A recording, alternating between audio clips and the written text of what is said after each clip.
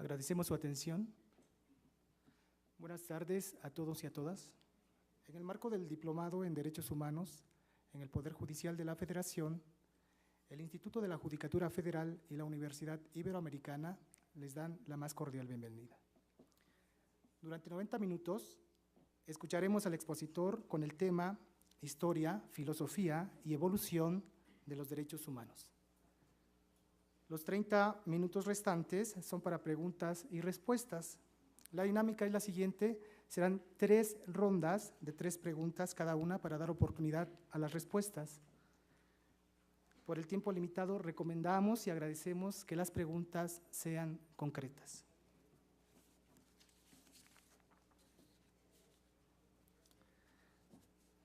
Acerca del ponente, Virgilio Ruiz Rodríguez es licenciado y doctor en Filosofía por la Universidad Iberoamericana. Es licenciado y maestro por la misma, con mención honorífica. Doctor en Derecho por la Universidad Nacional de Educación a Distancia de Madrid, sobresaliente cum laude. Es miembro del Sistema Nacional de Investigadores Nivel 1. Es catedrático titular de Filosofía del Derecho y de Ética y Deontología Jurídica. Entre sus obras escritas, las más destacadas tenemos Ética y Mundo Actual, el aborto, aspectos jurídico, antropológico y ético, teoría de la ley penal, la tolerancia, legislación de derechos humanos a partir de 1945, la democracia y derechos humanos como fundamento de la Unión Europea, filosofía del derecho, el derecho a la libertad de expresión e información en México, atención especial a la garantía de rectificación comparada para el ciudadano español y el mexicano. Es conferencista en foros académicos, tanto a nivel nacional como internacional. Sin más, dejo el lugar a nuestro ponente. Adelante, doctor.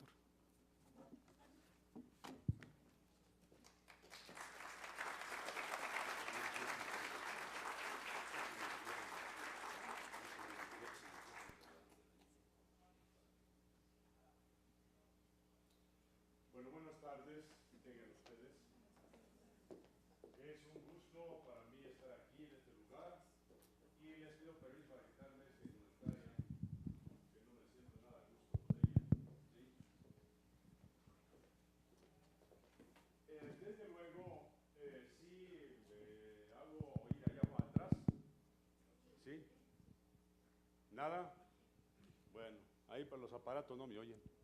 Bueno, muy bien. Entonces aquí estoy con ustedes y pues se me encomienda hablarles de un tema que pareciera la panacea de hoy día, ya hace unos buenos años, que son los derechos humanos. Es hablar de algo que todos tenemos, algo que todos poseemos, pero ¿por qué? ¿Por qué los tenemos? ¿Por qué los poseemos? ¿Por qué no se nos dan? Bueno, primeramente me permito hablarles sobre un problema dentro del mismo tema de los derechos humanos, que precisamente es si tienen o no fundamento. Uno de los autores contemporáneos, que seguro lo conocen, Norberto Bobbio, ¿sí lo conocen? Pues váyanlo conociendo. Sí, porque ese es un escritor, de veras un just filósofo político importantísimo, ya murió, dejó bastantes obras.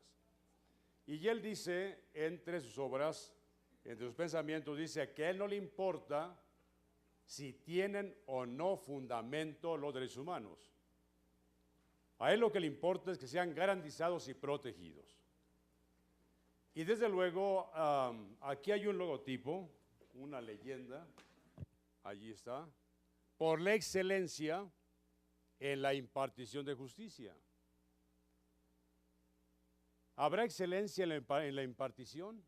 ¿Habrá excelencia? Yo pienso que no. ¿Se imparte justicia o no se imparte?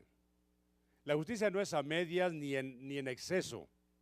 Simplemente se imparte justicia, se hace o no justicia o no se hace. Se es justo o se es injusto. ¿Sí?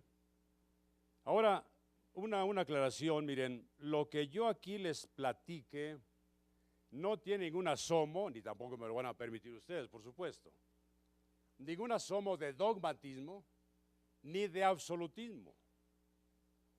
Cada quien tiene su idea, cada quien tiene su ideología, cada quien tiene sus convicciones y por supuesto lo que yo diga pretende estar justificado, fundamentado, razonado, reflexionado y por eso lo expongo. No sé si comulguemos en lo que yo exponga, cada quien saldrá con su idea, la reafirmará, la torcerá o la podrá cambiar, pero cada quien es cada quien. ¿Sí? ¿Me explico? Bien. Todo lo primero que quiero hablarles es sobre esta pregunta o esta afirmación de Bobbio. Y para eso entonces, ¿de quién son los derechos humanos? Pues del humano, por supuesto.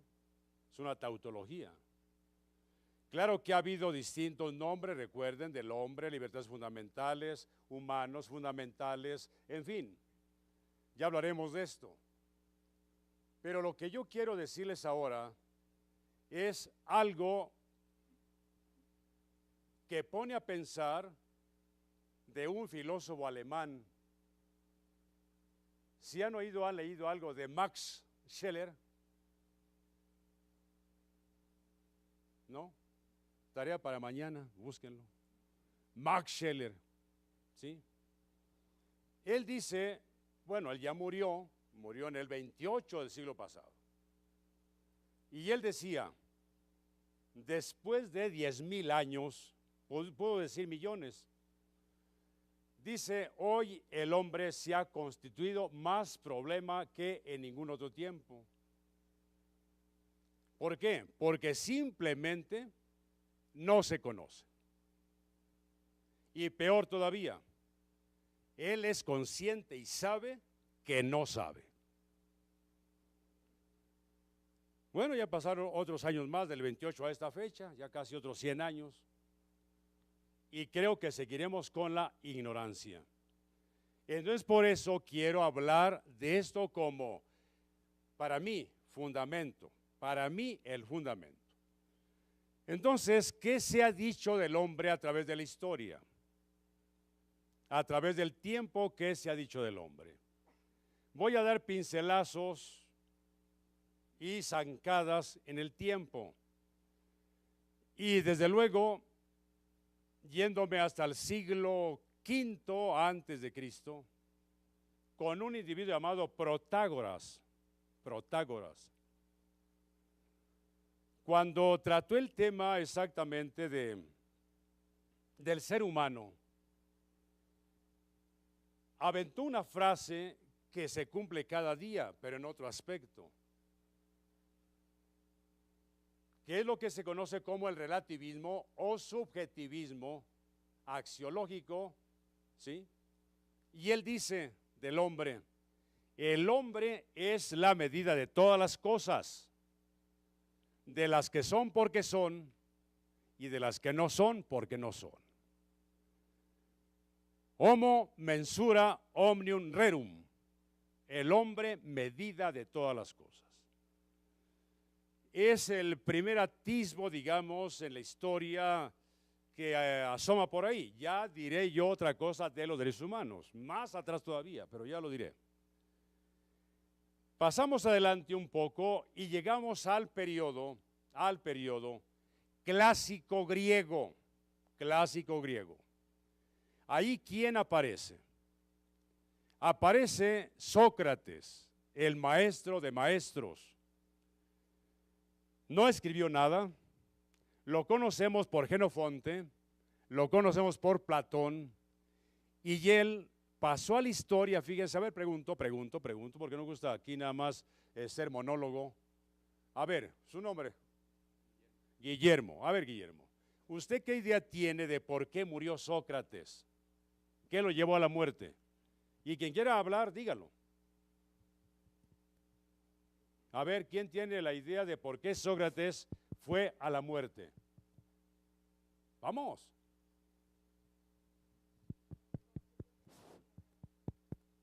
Parece que no. Parece que no. A ver.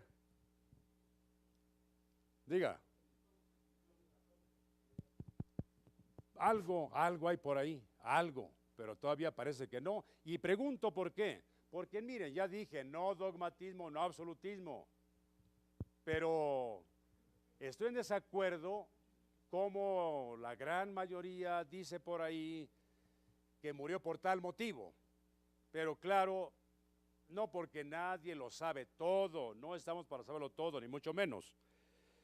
Pero sí hay que conocer algo para hablar un poquillo. Entonces, a ver. Yo pienso que porque se sintió frustrado al no trascender en el estado. Frustrado. No es como algo muy puntual. Algo muy puntual. A ver, ¿no? Dígame.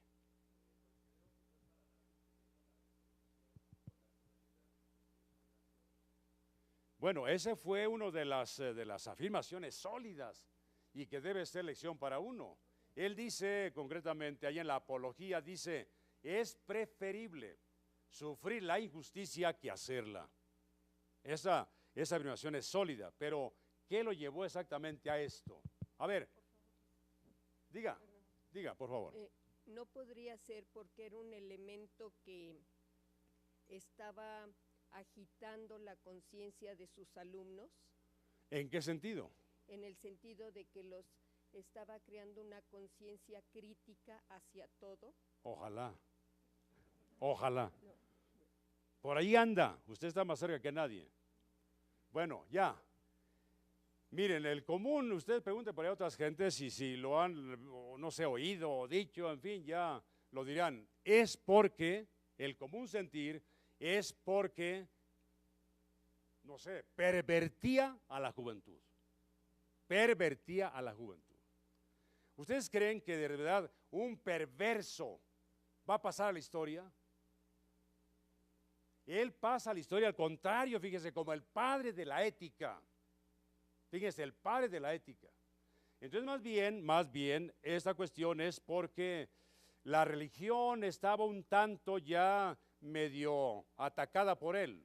Politeísmo, en él ya asomaba el monoteísmo. Entonces, por allí era la cuestión, ¿sí? Bueno, pero él en todo caso, ¿qué le preocupa? Le preocupa el interior del hombre, el interior del hombre. Por eso él apunta y dice que nos conozcamos a nosotros mismos, y fíjense lo que dijo Max Scheler, no nos conocemos. Noce te ipsum, conócete a ti mismo. Y precisamente en esto, él va a indicarnos que la sabiduría es la base de la virtud. Lo mismo que la ignorancia es el fundamento del vicio. Entonces, el acercamiento que hay de Sócrates al hombre es solamente en este nivel interno de virtud, de conocimiento, ¿sí? Y para esto les digo que en este momento que estoy hablando, me estoy ubicando en un momento de la historia que se llama el cosmocentrismo. Cosmocentrismo. Es decir, que la preocupación fundamental, lo dice el nombre, era el cosmos. Y el hombre era una parte más de ese cosmos, de ese orden universal. Entonces de ahí que no se prestara tanta atención a esto. Bien, viene su discípulo que es Platón. A ver, pregunto. Otra vez, el sentir más o menos común. Ah, no, tú vives un amor platónico. ¿Qué quiere decir eso? Es decir, ¿qué? Que no, ¿qué? No existe. Se está creyendo que ama, pero no ama, ¿o sí? ¿Más o menos por ahí o no? Bueno, pues otra vez. Es porque si oye, se van transmitiendo las cosas, en fin. Platón no es idealista. Idealista es aquel que afirma, sostiene, que solamente existe lo que él piensa. Ya diremos en su momento, voy a llegar a ese momento del idealismo. No, Platón es realista. Platón es realista, fíjense. ¿Por qué? Porque para él lo que realmente existe son las ideas. No que yo las esté creando, no. Las ideas son eternas. Están allá en el mundo inteligible, sin perecer, sin cambiar, allá van a estar. ¿Y aquí abajo qué hay? Abajo hay solamente remedo, sombras, imágenes de lo que realmente hay allá. Entonces no es idealista Platón, no es. Bueno, discípulo de Sócrates, él a qué llega, a esto. Estamos hablando del hombre. El alma para él es una idea que está allá. Fíjense, quien sea creyente por ahí que haya leído algo, inmediatamente lo va a conectar. Dice Platón allí en la República. Y después lo diré en Fedón, los escritos que él deja, los diálogos, va a decir que el alma por una culpa, fíjense, por una culpa, quién sabe cuál sea, por eso dije los creyentes la conectan con algo, dice, fue mandada al cuerpo, bajada, que dejara ese mundo inteligible y pasara al sensible. Y la finalidad de estar en el cuerpo es purificarse de esa falta, porque el cuerpo va a ser su cárcel, va a ser una lucha, una oposición, para lograr ella liberarse y volver allá donde estaba antes, a contemplar la idea suprema de bien. Entonces él lo que va a vivir en pocas palabras es un dualismo antropológico, dualismo. Alma y cuerpo no se pueden ver, diferentes, opuestos. Pero hay una cosa importante, fíjense, no se queda el alma acá, va a regresar. Entonces el alma para él es inmortal. Un dato importante para el siguiente autor que voy a mencionar. Entonces, en pocas palabras, repito, dualismo antropológico. Dos elementos opuestos, diferentes en el hombre, es lo que va a haber. Y habla, los menciono, ojalá, bueno, cada quien sabrá. Pero habla exactamente de que si el individuo muere, vamos a ver, Virgilio muere. El alma no se purificó. ¿Qué pasa con esa alma? Entonces Platón responde, esa alma se va a un animal. Es la reencarnación. Y no puede ser la reencarnación. No puede ser. Óiganlo bien, no puede ser. Se reencarna en un animal. Allí va el perro. ¿Su nombre de usted? Alejandro le da unas patadas. Oye, no lo patees, ahí va Virgilio. Por Dios. ¿Va Virgilio o va el perro? Véanlo. La reencarnación no tiene fundamento alguno, ninguno. Pero es lo que mencionaba Platón. Entonces se va purificando y además tenía una cierta, no sé, aversión a la mujer, de tal modo que decía que la última reencarnación era la mujer. Era un tanto misógino, un poquito. Bueno, entonces allí el alma, quién sabe cuándo llega a purificarse, porque nadie lo sabe, solamente ella ya se logra separar del cuerpo y retorna a el mundo inteligible. Bien, viene su discípulo que fue Aristóteles. Aristóteles más frío, más seco. ¿Qué pasa con él? Pues él empieza a no gustarle ciertas ideas de su maestro y se separa. Él, claro, dice en el cordón umbilical no se corta tan fácil. Entonces sigue pensando en las enseñanzas del maestro y en torno al hombre. El primer momento sigue igual. Maneja el dualismo. Alma y cuerpo diferentes, opuestos, en fin. Pero sigue pensando, sigue reflexionando. Y un segundo momento en su formación maneja el instrumentalismo. El cuerpo es el instrumento de que se vale el alma para actuar. Instrumentalismo.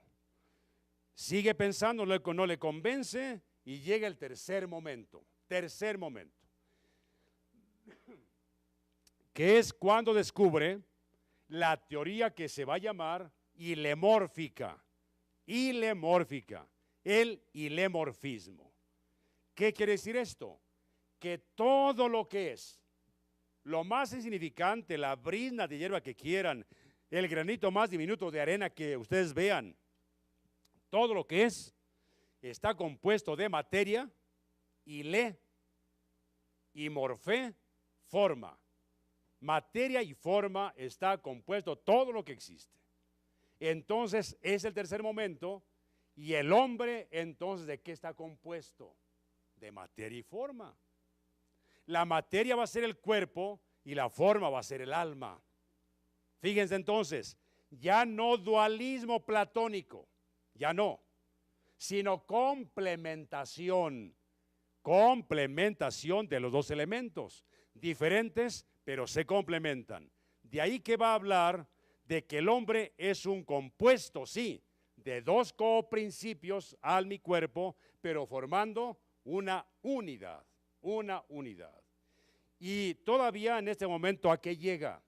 A algo muy importante, que es dar la definición esencial del hombre.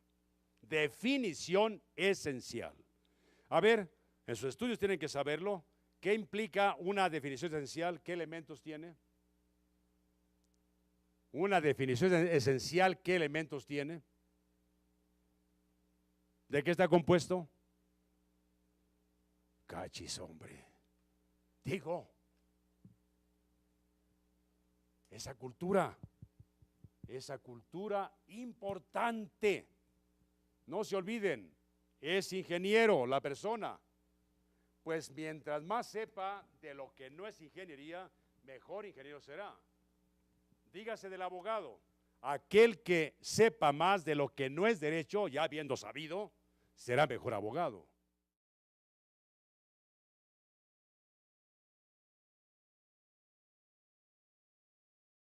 Serán 3 rondas de 3 preguntas cada una para dar oportunidad a las respuestas. Por el tiempo limitado, recomendamos y agradecemos que las preguntas sean concretas.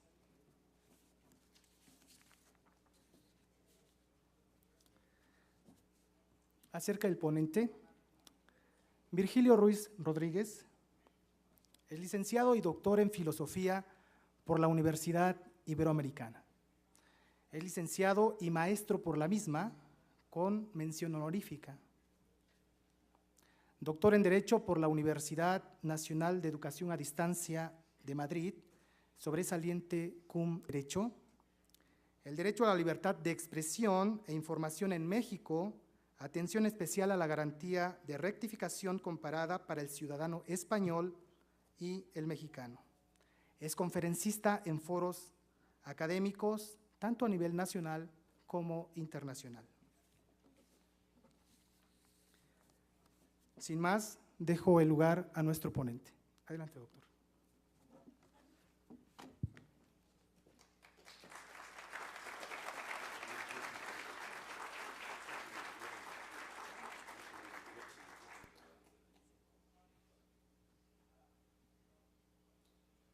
Laude.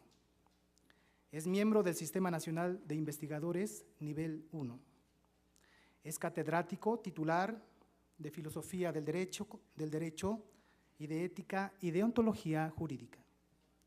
Entre sus obras escritas, las más destacadas tenemos Ética y Mundo Actual, el aborto, aspectos jurídico, antropológico y ético, teoría de la ley penal, la tolerancia, legislación de derechos humanos a partir de 1945, la democracia y derechos humanos como fundamento de la Unión Europea, filosofía del derecho. Buenas tardes, tengan ustedes.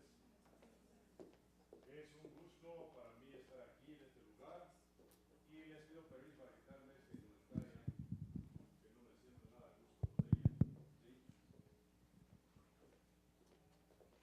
¿Sí? Desde luego, sí hago oír allá atrás, ¿sí? ¿Nada? Bueno, ahí para los aparatos no me oyen. Bueno, muy bien. Entonces aquí estoy con ustedes y pues se me encomienda hablarles de un tema que pareciera la panacea de hoy día, ya hace unos buenos años, que son los de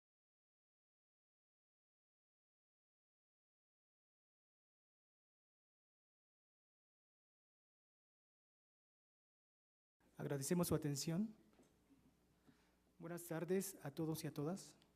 En el marco del Diplomado en Derechos Humanos en el Poder Judicial de la Federación, el Instituto de la Judicatura Federal y la Universidad Iberoamericana les dan la más cordial bienvenida. Durante 90 minutos escucharemos al expositor con el tema Historia, Filosofía y Evolución de los Derechos Humanos. Los 30 minutos restantes son para preguntas y respuestas. La dinámica es la siguiente.